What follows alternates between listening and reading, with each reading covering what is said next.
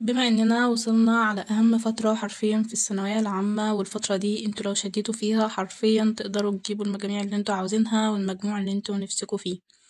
طيب نعمل ايه علشان ما نضيعش الفترة ديت ونعرف نعمل اللي احنا عاوزينه؟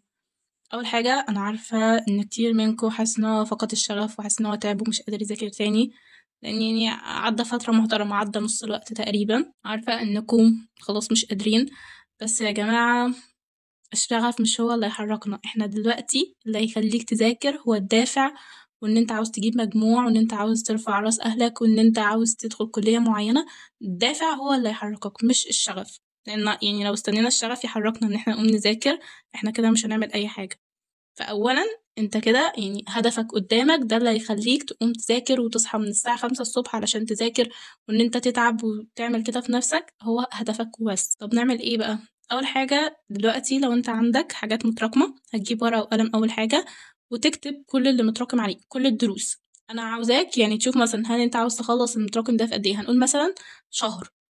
انت في الشهر ده مش هقولك ان انت مش هتذاكر الجديد ومش هتتابع، لا، انت هتاخد درس واحد كل يوم بالليل بعد ما تخلص مذاكرتك. هتاخد درس واحد هو اللي هتذاكره بعد ما تخلص مذاكرة الجديد، وانت ماشي بقى مع اللي شغال دلوقتي، يعني انت ماشي دروس مع اللي شغال دلوقتي.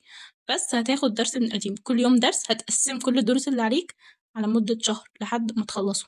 تمام كده؟ ده بالنسبة لو انت مراكم حاجة. طيب لو انت لحد دلوقتي لسه بتقعد على السوشيال ميديا ومعدي الساعتين، يعني ساعتين كتير قوي دلوقتي على السوشيال ميديا. دلوقتي انت المفروض السوشيال ميديا يعني مثلا لو عاوز تفتح ساعة، أقصاك ساعة، يعني يستحسن ان انت الوقت اللي انت عاوز تفصل بيه مثلا ما يبقى السوشيال ميديا، تعمل اي حاجة تانية، تلعب رياضة او تعمل اي حاجة تانية. المهم ان انت لو انت بتستخدم دلوقتي السوشيال ميديا والسكرين تايم بتاعك على السوشيال ميديا اكتر من ساعتين، فانت كده انت رايح على حتت مش لطيفة، ومش ده الطريق اللي هيوديك لهدفك اللي انت عاوز تعمله. ففكر قوي انت عاوز تعمل ايه وانت عاوز توصل لايه. هما كلهم 5 شهور مثلا باقيين، شد على نفسك كده واقفل اوضتك واقعد ذاكر، لان هيخلص في يوم من الايام، التعب هيخلص في يوم من الايام، مش هيبقى لك غير الندم. فشوف بقى انت يعني تعبك ان انت بتذاكر، ولا تعبك وانت ندمان على ان انت دخلت مكان مش عاوزه. وبرضه هتبقى برضه بتذاكر ليه؟ لان انت هتحتاج تذاكر برضه حتى لو دخلت مكان مش عاوزه، ما انت لازم هتتأقلم فيه. وبرضه يعني سواء دخلت حاجة بتحبها او ما بتحبهاش كده كده هتذاكر. فشوف بقى انت عاوز تذاكر ايه، شوف كده انت عاوز توصل لايه. طيب الناس اللي بيسألوا لو انا بجيب درجات وحشة في الشوامل وفي الدروس مثلا جايب درجات مش حلوة، هل ده معناه ان ده مستوايا؟ ده مستواي دلوقتي؟ لا يا جماعة اطلاقا، ده مش مستواكم. المستوى اللي انت بتجيب درجات الدروس ده مش مستواك. انا كنت وصلت في مرحلة في الثانوية العامة، لو انا في شهر 12 غيرت المدرس بتاع الفيزياء، كانوا تقريبا خلصوا اول شابترين وفي التالت، وانا اكتشفت ان انا اول شابترين انا مش عارفه احل عليهم اي حاجه، ولما دخلت امتحنت عليهم جبت مش عارفه 30 تقريبا من 50.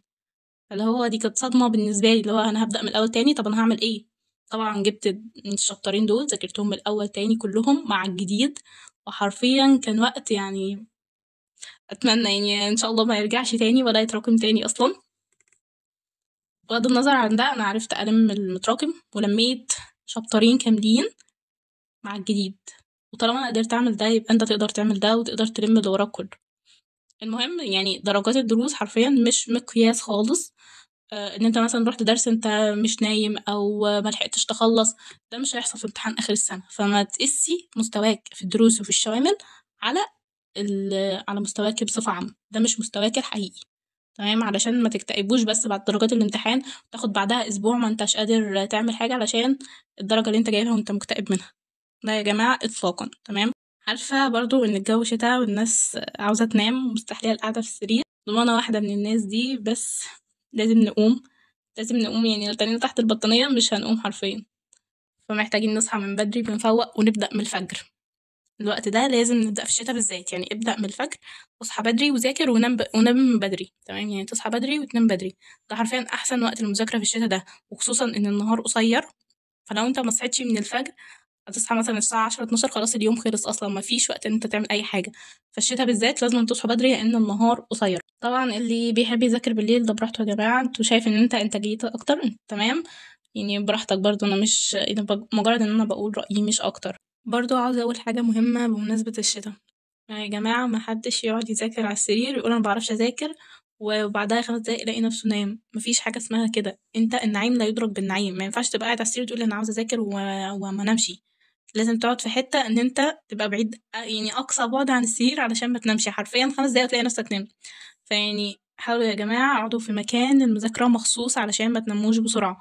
انا عارفة ان احنا في الشتاء وكلنا عاوزين ننام، بس يعني تعالوا على نفسكم شوية، خلينا ننجز حاجة. طيب الناس اللي بتسأل نذاكر كام ساعة في اليوم، المفروض دلوقتي أكون بذاكر كام ساعة في اليوم؟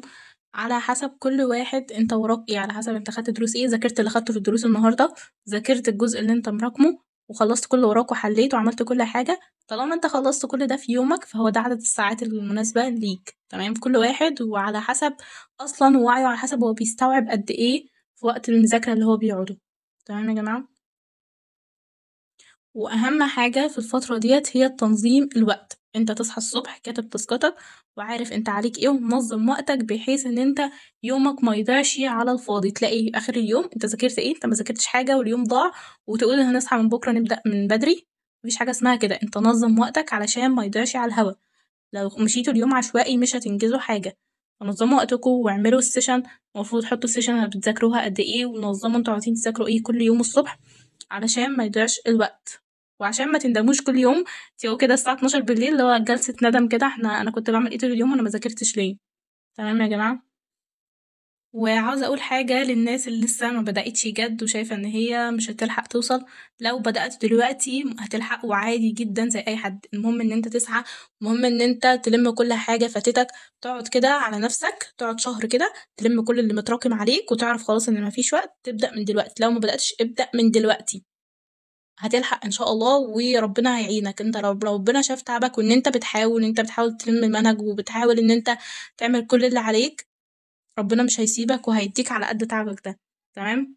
واللي بيسعى مش هيخيب ابدا، لان ربنا شايف سعيك دوت. فكون على يقين ان انت طول ما انت بتسعى فانت هتاخد على قد السعي ده، وعلى قد تعبك في مذاكرتك، وعلى قد تعبك، يعني مش شرط تعبك في المذاكرة، تعبك بصفة عامة في اي حاجة ربنا بيديك على قده.